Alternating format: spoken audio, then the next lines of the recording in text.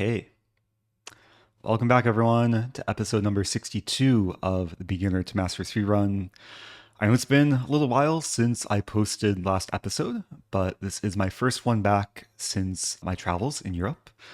And yeah, let's just get into it. I'm coming into today with I don't want to say a win streak because last game was a draw, episode 60, but I have 178 wins. I have one draw and one rating refund. So let's just try and have some instructive chess today and hopefully continue to raise the rating. And let's hop into the first game. Okay, first opponent playing Joker 55. And I'll go for Sicilian. We have a Smith Morra, which, yeah, definitely one of the more aggressive gambits against the Sicilian. Generally, I do like to accept the gambit, and then I'll start with knight c6 here. I'll go for a setup with e6, and then usually queen c7 in the event of bishop c4. There's another move here, bishop b4, which is maybe objectively better, but queen c7 has a pretty specific idea to it. Queen e2, okay, we'll go, I think this is still okay. Knight f6. Actually, wait a minute. Usually white castles before queen e2. So I just want to make sure. There's an idea, knight f6 castles and then knight g4, the start of the Siberian trap. If I play this and then e5, I have this.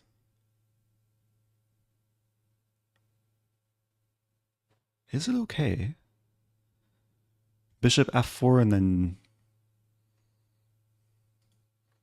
I have to take a moment here. I could still play bishop to b4 too, with the idea to develop to e7. So maybe a couple choices.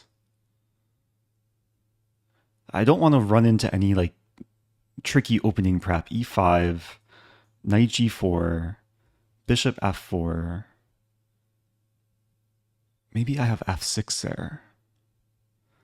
It's the thing when dealing with these gambits is sometimes you have to look at the concrete lines. I'm going to go for it. I don't want to burn too much time in the opening. I'm kind of just hoping that we transpose. There is a move knight d5 here too to try and use the e-file x-ray vision. But knight d5 I can take and then block the check, I think is okay for black. So opponent's taking time, which is a good sign. Like hopefully they're out of prep. Can always be scary playing against a gambit player who's super well prepared. And now actually we're re-entering my opening preparation, knight g4. This move looks counterintuitive. It also looks like hope chess. Like I'm breaking principles, moving away from the center, moving the same piece twice. White responds with one of the best moves, knight b5. The idea was if h3, I would have knight d4. I can show that in more depth after the game. With knight b5, I think I have to play this. Yeah, just maintaining the queen on the diagonal.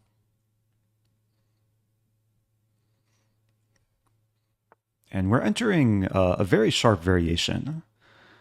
And I'm pretty sure the move here is pawn h5, which I'm going to play quickly because this is still kind of within my memory of how the line is supposed to go. And the point is if white takes the knight, I take back, and it's essentially a fishing pole trap where the h-file would open, and then there's issues with white. If the knight moves, I would have checkmate on h2. So it's a tricky way to try and maintain my knight on the square. I think g3 is actually a reasonable move here for white to block the diagonal and then threaten to take the knight. Well, he plays g3. Okay, so we're having a pretty high level Smith Morra. Now the ball is back in my court. Knight e5 looks like the most natural, and it's also one of the purposes of playing knight g4. I also have pawn a6 to counterattack. Leaning a little bit towards pawn a6. Make the knight move, and then... I mean, a6, it could get messy. Takes, I think is okay for black. Yeah, let's start with pawn a6. g3 also has a potential idea of playing bishop f4 to attack my queen. But if bishop f4, I think I have pawn e5. But already we're seeing the position get very spicy. And both of us are trying to fight for the initiative. Okay, white plays knight d4. That's a sane-looking move. And now I think I just play knight e5. Offer some trade of knights. And we should keep in mind that black is still up a pawn. So if I'm able to just consolidate and be solid, then hopefully the material will be relevant later. Now there are some options here. I could take with check.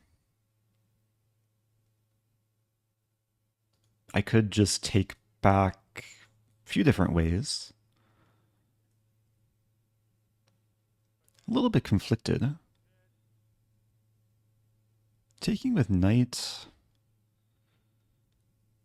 I'd like to induce some more trades.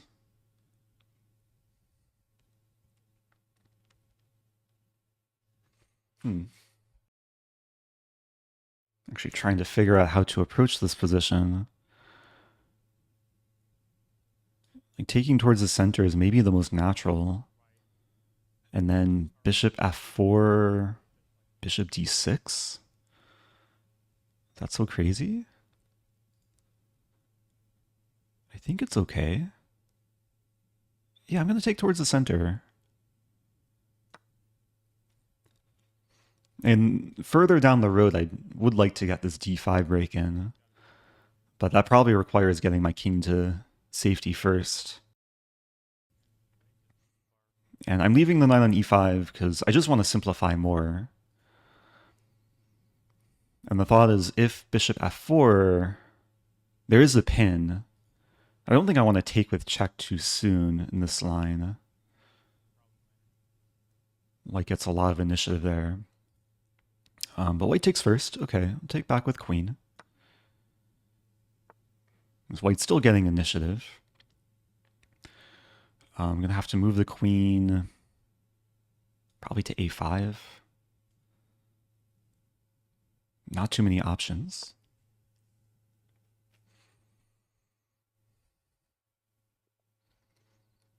And e5 or d5 are definitely moves to keep in mind.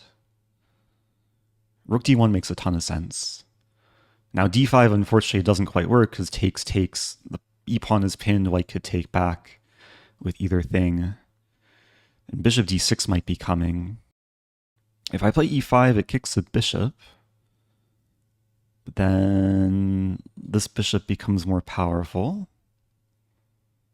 But maybe that's worth going for, like pawn e5. Bishop, let's say bishop d2, queen c7. White attacks f7 pawn, I defend. I'm going to go for it. So I really don't want the d6 square to be exploited.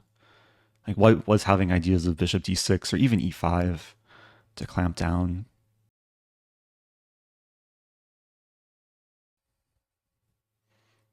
So I've used a little bit more time than my opponent, down about 2 minutes, but still up a pawn. Bishop g5 makes a lot of sense. Now I'm thinking just pawn d6. Pawn f6 I think is a little bit too weakening.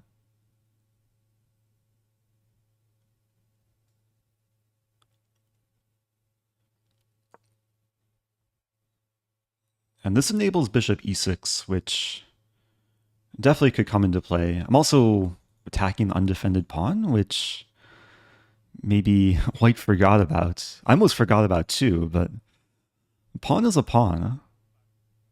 Am I scared of b4? Probably not. Yeah, I'm going to take the pawn.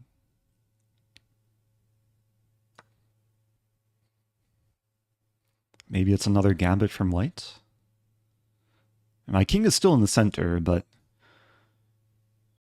for the time being, I don't think white can really exploit it. Bring the queen back to c7. And now I do have the g4 square potentially for the bishop. You know, like trying to use a c-file. I mean, this could be a really scary threat. Like I'm thinking also a6 is kind of hanging. Or is it? I'd really like to play this move.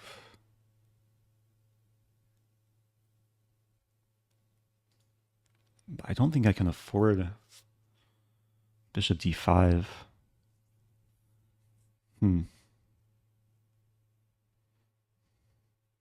Rook c8, bishop takes a6. So maybe this move. It does look slow. Still a little bit uncomfortable. There is a potential trap here, though. If bishop takes a6, I have bishop g4, f3, and then check. To maybe win material, maybe just trade.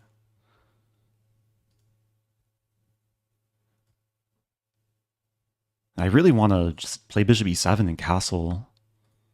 Okay, well, he goes for bishop a6. So let's go for this.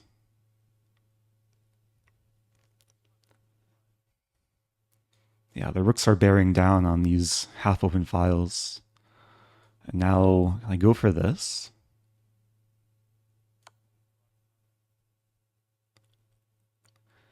I don't think I'm winning material with this because I'm going to lose a bishop after winning this bishop.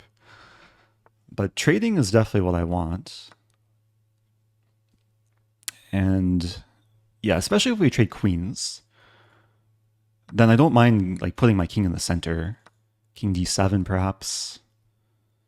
I mean, can I take first? The scary thing is b5 might be coming. Takes and then rook c8. So I think this is probably a good safety measure. I could also maybe take here first, attacking the bishop. Yeah, let's take on a3. Almost forgot that this pawn was hanging. But white can't get away with this because I take the bishop and king is still safe. Imagine we'll see king f2 or, yeah, bishop f2 is also possible. I'm trying to calculate this, rook h2, the king goes back. I could also take rook takes e6, king d7, attacking the rook, and then still threatening rook h2. I'm going to play king d7 first. Safer move. Down below 2 minutes.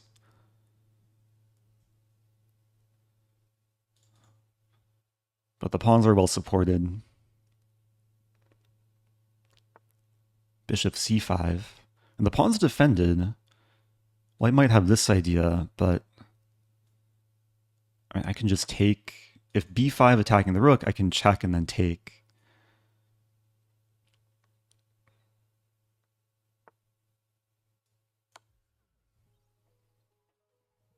Yeah, white was maybe hoping for a blunder there, but let's take. Still maybe a little bit tricky. Bishop b6. Rook c7 is hard to stop. But can I come in with this rook?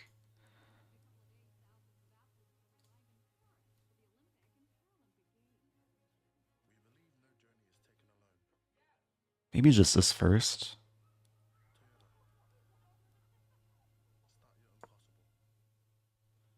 Rook c7 is just one check. I think everything is stable here. White wants to target the pawn. I want to target the king. Okay, let's play this move. If bishop c5 are here, I can start by checking. Either rook d2. Maybe this is better. Yeah, we'll go for the trade. So I'm down below a minute, but I'm up a lot of pawns. It's a fair move. Probably look to play g6 and f5. I'm up 4 pawns here. It should be enough time.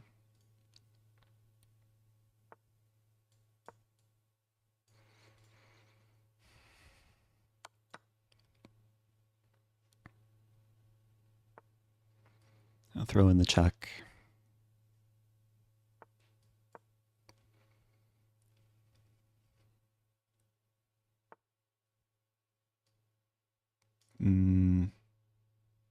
How to do this? Improve the bishop, maybe walk up the king.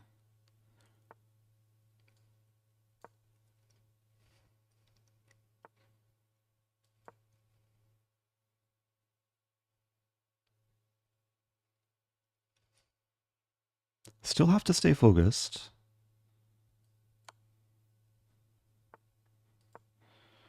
Getting closer. Oh, I allow bishop c3. I have this move, though. So we'll simplify a little bit. I have 22 seconds.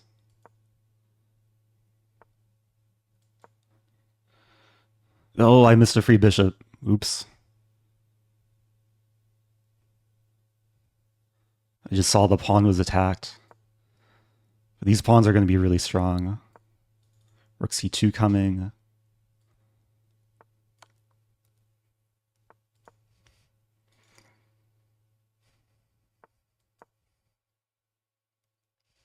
Kudos to my opponent for resisting, though.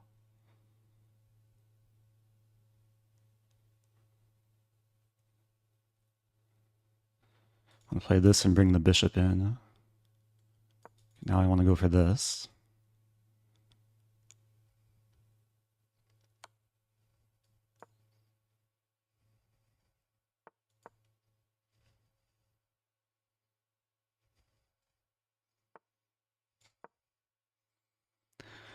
Well, I have enough time. Okay.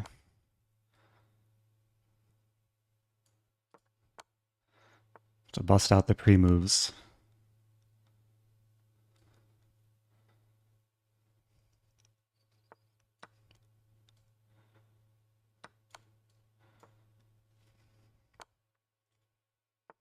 Okay, mate next move.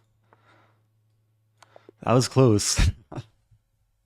I should be wearing a heart rate monitor. Heart rate is probably at least 130 now. But, okay, very hard fought game. Fell below 5 seconds at the end there. Definitely a lot to unpack from this one. Not sure if this is like the cleanest example of how to fight the Smith Morra. But this is one of my favorite lines to play against the Smith Morra. Usually people castle here, and we get the same position from this move order, after which I would go for knight g4. With queen e2 first, I did pause in the opening, knight f6. Oh, knight f6 was actually a mistake. Interesting. Yeah, I played this move just kind of hoping we would transpose. I saw this, and I thought this, and there's like f6. Engine says this is playable for white. Maybe at a very high level, white's like doing a little bit better. Actually, the engine says knight e5 here. Yeah, the eval bar doesn't quite reflect how crazy this position is. Yeah, knight b5 also possible. But yeah, I guess maybe for next time, if queen e2 is played, then engine likes bishop c5. And then looking to put the knight on e7. Anyway, we got to this position, and just to show the main trap here, this is called the Siberian trap. There's probably tons of videos about this line on YouTube, but the point is, if white plays h3, which looks like the most natural move, it's a terrible blunder, because black can play knight d4, and take advantage of the fact that this knight is defending against mate. So if knight takes d4, queen h2, checkmate. And meanwhile, black is threatening mate in 2 with takes and still checkmate. So if the queen moves anywhere, we just mate by force. So basically, white is losing the queen after this move. The best try would be take, but after takes and then takes, black is up a queen for 2 pieces. So it should be winning. But my opponent didn't fall for that. Played one of the best moves, knight b5. And then, yeah, this is pretty much the extent of my opening prep. And I think I actually got a reasonable position. Maybe there was some improvements somewhere. Like actually here, engine prefers takes first, and then knight e5, maybe going after the bishop. Bishop f4, and then bishop d6. This is very typical to neutralize the diagonal and the pin, and still threaten to take. So yeah, it didn't play super precisely, but was still able to get a position I could work with. And then my opponent, gifted me the h3 pawn. And this is a nice sequence, bishop g4, queen a7, after the queen trade. I think everything was good from here, except my time situation, which, maybe have to be a bit more cognizant of how much time I actually have to convert. But hopefully an instructive game overall. Let's keep it going up to 2018, and we'll do another. Playing Westme. Let's go for e4. If we see Sicilian, do I play a Smith Morra? Have a Gambit themed episode? Opponents taking their time?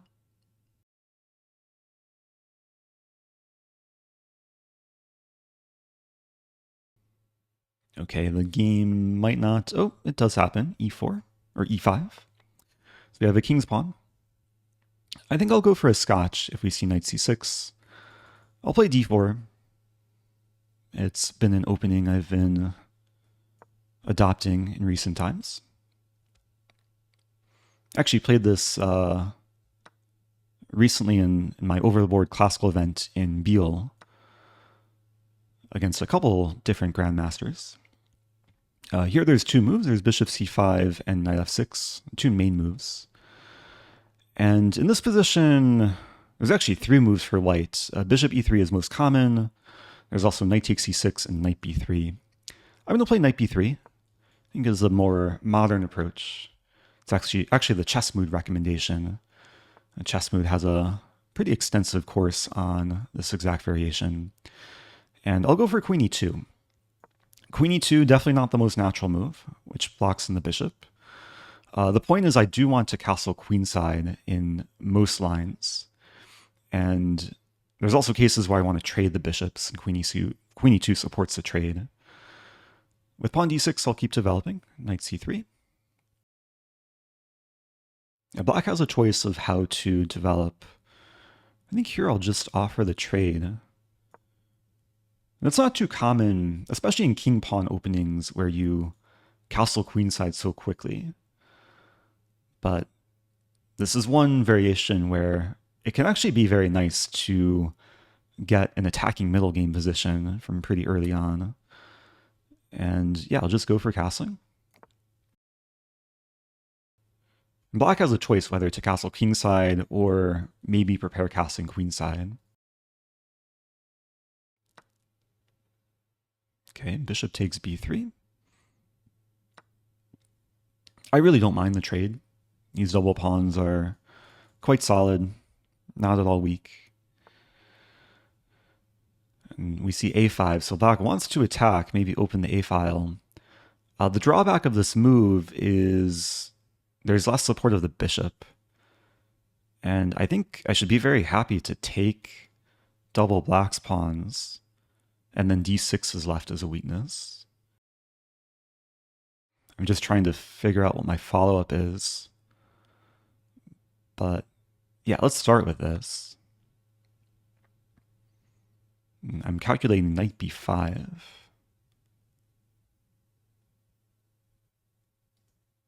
And black is maybe realizing their situation. Knight b5. This pawn is not easy to defend. Threatening to take with check. I do have to watch out for ideas like a4. But okay, a4 immediately I can take with check. And life should be very good. Alignment on the d-file. I think the only attempt to defend the pawn is this move.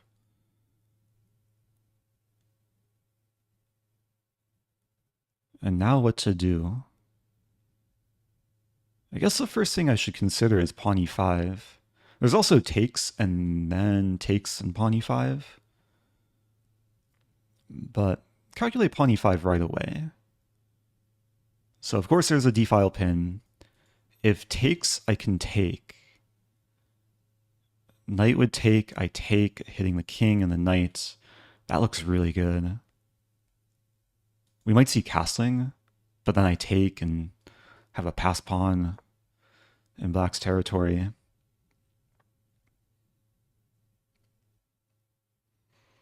So getting the early initiative.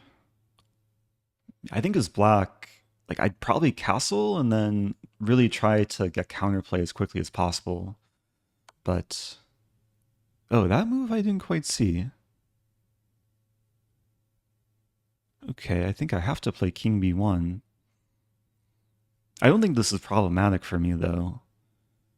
Because with the queen no longer on d8, I'm threatening knight c7 with a fork. So black still has no time to take the pawn. I should have been aware of this, though. Very often in these queenside castle positions, you play king b1 like as quickly as possible just to get the king safer. So black castles. And now, yeah, it's kind of a weird situation. I could take. There's this a4 move. Probably makes sense to start with taking. Knight's defended. If a4 could maybe respond with h4. There's also d7 on the horizon.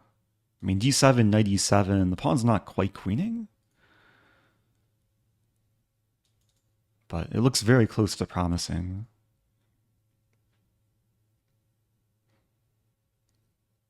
Just imagining a potential line, like if a4, let's imagine, does this work? Knight, or pawn d7 here. I'm looking for promotion tactics. I don't think they quite work, though. Black has too many things covering d8. I kind of like the idea of h4, just seeing where the queen will go. And this actually allows rook h3, which could be useful. Lift the rook to defend the queen side.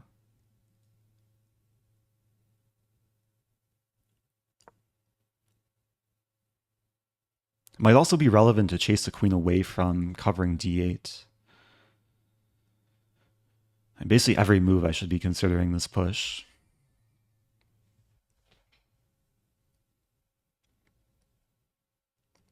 I'm doing fine on time. Time's about level. Not exactly sure what to expect, like this or this. If queen f5, I could maybe play g4. It doesn't hurt to expand. And the bishop still wants to find some life in the position. So maybe someday g4, bishop g2, or move the queen and develop normally.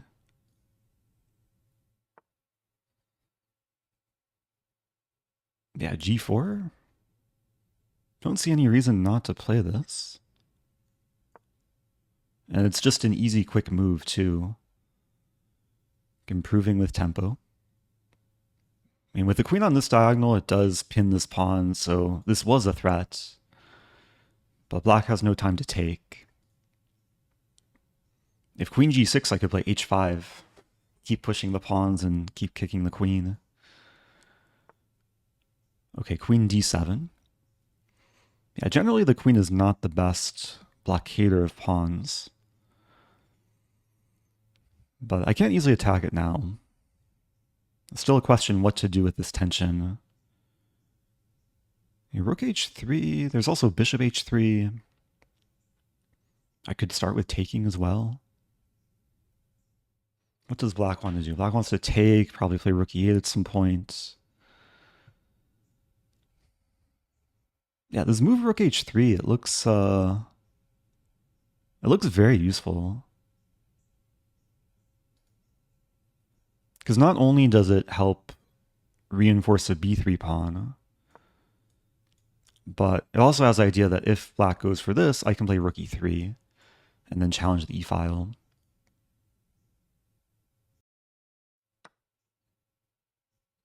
Okay, the a-file opens. So I'll take with rook. Yeah, always have to be careful in such cases. The rook having the fully open file. But as long as the queen can't come to a1, I should be okay. Okay, knight a7. Makes sense. If takes, black's ready to double up. I like this move, knight c7. Supported by the pawn, attacking the rook and preventing rook e8. Not the typical outpost square, but this is technically an outpost. I mean, the knight's supported by a pawn can't easily be removed. And now I think it's a matter of doing something with the bishop. I mean, I could also take, but g5. I'm going to start with g5. Threatening bishop h3 with the skewer. There's some nice geometry in this position. It's very open. The rook would help defend the bishop. There's still no rook e8. I wouldn't be surprised if black sacks. Should also mention if bishop h3, f5, I en passant. And black's not solving the issue on the diagonal. I think my time management is better this game compared to the last one. Although this game, my opponent's definitely moving a lot slower.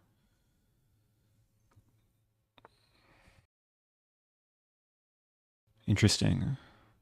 So this does have the threat of taking, and there's a pin with a d-file battery. But I think it's just a little bit too slow for black. Does this move... Oh, wow. Not only does this move skewer the queen and rook, I think it just traps a queen. Because I'm controlling all these squares.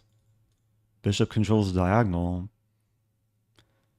And then if f5, I en passant, opening the diagonal, and if queen f7, I have bishop e6 with a pin. So the tactics are just flowing. Yeah, black gives the queen. The rooks are likely to be traded. I do lose this pawn. The pawn lived a good life. If takes, the knight does control d8, so... Do I have any back rank ideas? Calculating rook takes e7, queen d6. Looks pretty good. Yeah, not easy to fight here as black. Opponent resigns. Yeah, I think overall that was a nice instructive example of how to play this variation of the Scotch. Knight b3. Definitely a dangerous line for anyone that maybe plays the Scotch and wants to include this in their repertoire. I should note here that queen e2 or knight c3 are both playable. One reason I play queen e2 before knight c3 is if knight f6, there's a line with e5, which is quite dangerous if black doesn't know what they're doing. But yeah, sometimes it just transposes with knight c3, queen e2. And yeah, in this game, I think my opponent just went wrong, starting with bishop takes b3, conceding the bishop pair. Generally, yeah, I think with this setup, it probably makes more sense to castle queenside. If castling kingside, then like white's ready to start throwing pawns. So black should have probably played queen d7, looking to castle. But after this and a5, this was already really, really good for white. And all the tactics worked out quite nicely. So, okay, up to 2024. Rating matches a year. Let's do one more. Playing Pineapple Vendor, 1994. And we'll go for another e4. This time we have a Sicilian. I was teasing about Smith Morra earlier. Let's play a Smith Morra. Let's have some fun. See what my opponent has in store against this. Accepts a Gambit.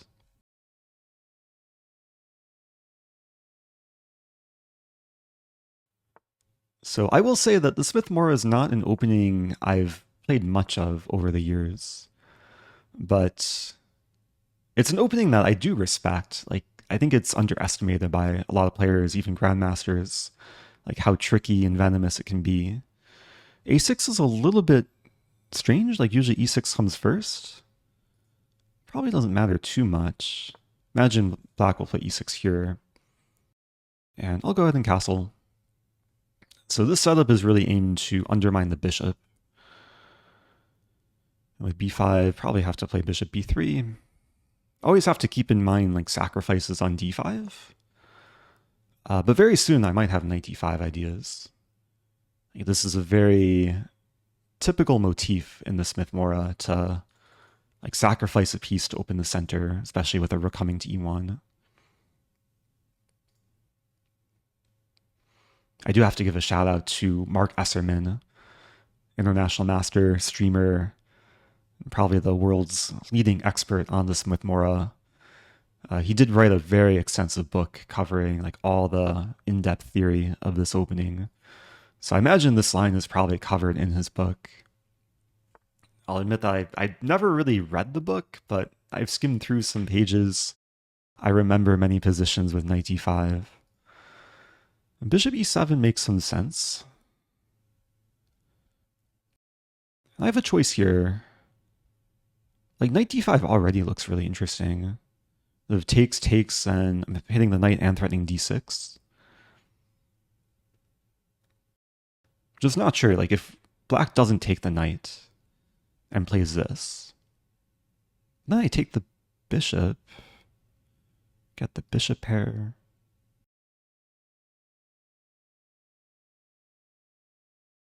Also considering this move, rook e1.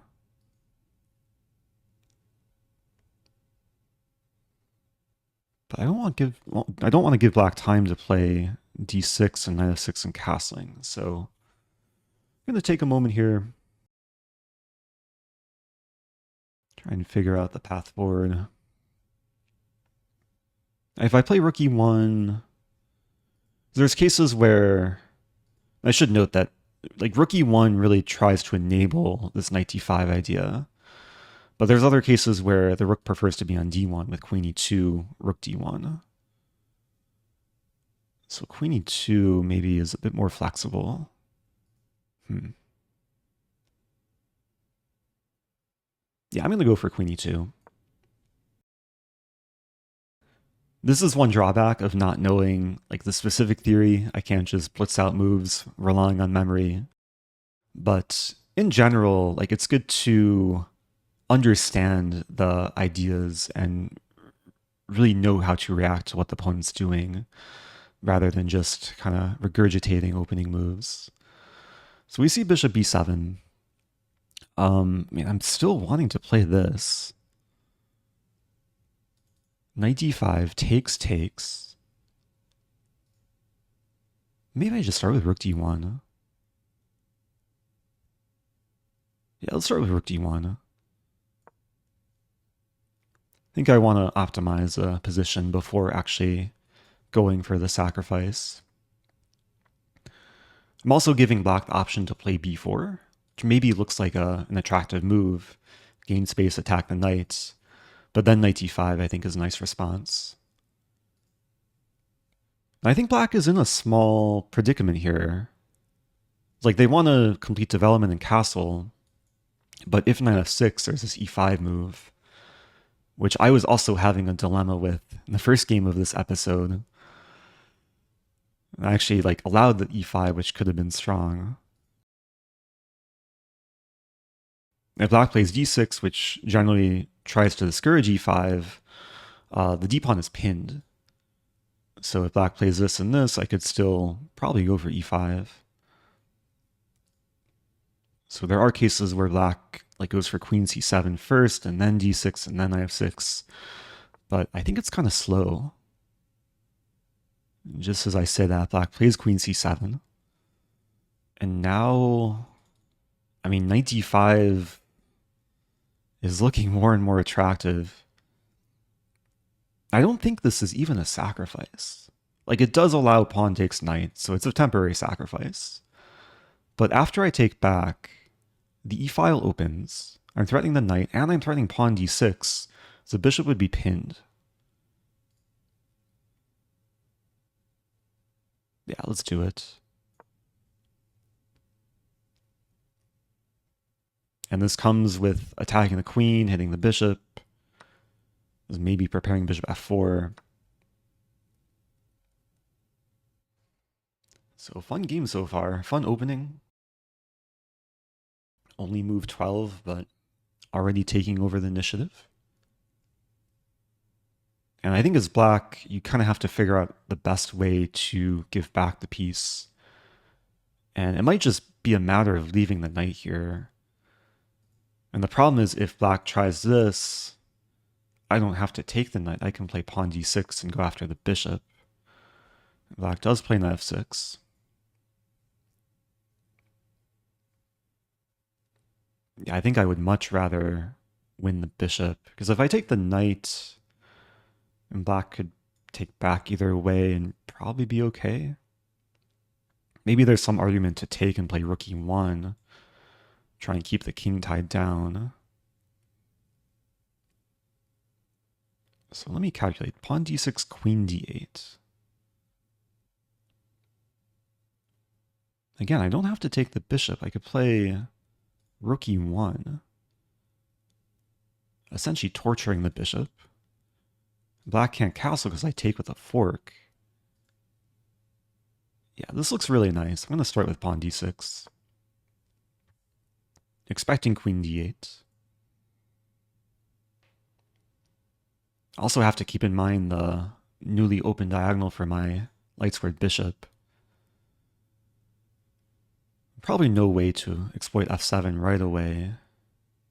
Like knight g5. Knight g5, black can castle. So yeah, I'm going to go for rook e1. I'm still down a piece, but yeah, really any moment I can just win it back. And this is a nice example of when you don't really have to take a pinned piece right away. Like black is really suffering with the bishop staying here, and the king can't really find its way to safety. I really don't see what black does here. I mean, knight g8 is a really sad move, but it's basically the only way to try and defend e7, at least another time. I mean, these pieces can't really do much.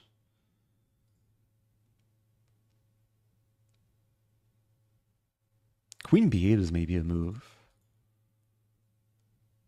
To threaten queen takes d6. But then if I take on e7, pawn's defended, the king can't castle either way, because the pawn would be controlling d8 and f8. So black goes for this. But now it looks like I'm winning material. Take with a fork. Rook e8 doesn't work because I take and then I pin the rook, so queen would not be takeable. Okay, yeah, this looks pretty good.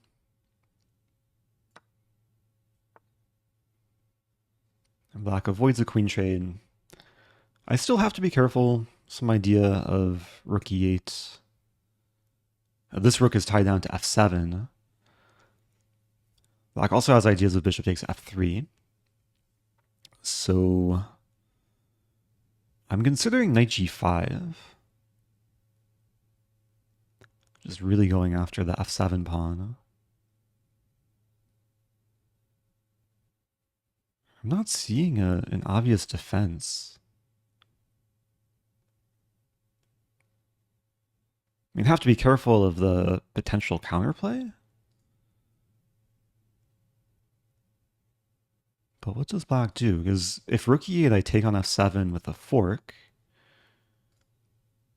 If knight g4... Is knight g4 a concern?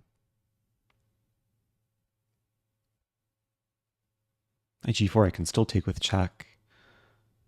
Yeah, I'm going to go for this. Maybe not the safest move, but probably the most aggressive move. I'm thinking if knight g4, I take first, king here, and then g3. Okay, well now I don't have to worry about that. Okay, bishop d5. It's an attempt to defend. Take. Yeah, let me just watch my time. Play queen e4. Attacking the knight, threatening mate. Black can defend with this, but then I'll save the queen. I was just trying to decide where to put my queen. d4 looks nice. Nice and centralized. And this is a square where like the pawn and the knight can't easily attack it, or possibly attack it. And I'm also supporting bishop f4, next move. Develop with tempo, connect the rooks.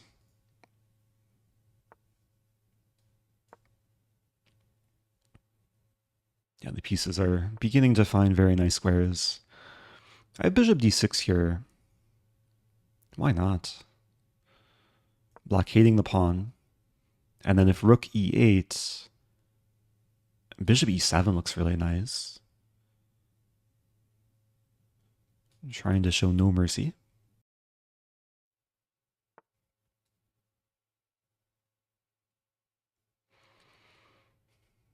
Sometimes when you're winning or completely winning, you still want to be careful, like every move to blunder check. Just making sure bishop's actually defended, there's no weird tactics, no counterplay on the king side. And sometimes when players are winning, that's when they're most vulnerable to be careless and make mistakes. I've had this problem a lot over the years, getting too complacent. But everything's under control now. f7's attacked. Probably see rook f8. I'll double the rooks. Yeah, there's really not much black can do to generate any threats or any active play. Kind of just waiting. Maybe queen c2 is coming. I might as well offer the knight trade. Up a full rook for a pawn. I have the gun on e-file. So, yeah, rook e8 is on tap.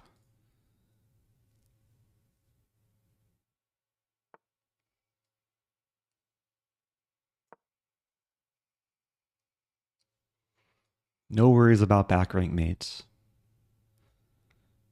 Maybe some worries for black, though. And queen e8 may be coming.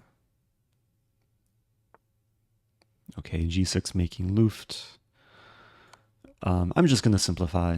We'll trade queens. Okay. And that's resignation. So, another instructive game. This one was... and definitely heated up very quickly. The Smith-Morra Gambit accepted. I developed, got the ideal setup. Interestingly, the engine says I could have played knight d5 right away. This is actually the top engine move. I didn't go for it because I wasn't sure what to do after d6. Wow. It says bishop e3 and white's much better. Threatening this. But if takes, I thought the whole idea was to use the e file. Ah, but I take with queen and there's a fork. Ah, that's nice. Okay, so this is a lesson to take away that, yeah, maybe knight d5 can be played more quickly. Engine says knight f6 was best, and then bishop f4. Yeah, maybe I'll have to invest in Mark Esserman's book. Another way to actually learn the Smith Morra is to just look at Mark Esserman's online games and either use the Lichess Opening Explorer or openingtree.com, plug in his account. I think he goes by Master of Mayhem on Lichess. And then you can see like hundreds of games and what he's done in various Smith Morra positions. But yeah, at least I still got some nice motif with knight d5. And yeah, it's already like very difficult for black to defend, especially once the pawn gets to d6. So overall, a pretty feel-good game. I think I'll wrap it up here. Thanks everyone for watching. If you enjoyed the content, do subscribe. And if you have questions, leave them below. I'll see you guys soon for hopefully another episode. I know I took a long break before recording this one, but I think the episodes will come at a much higher frequency in the coming days. So stay tuned, and I'll see you guys soon.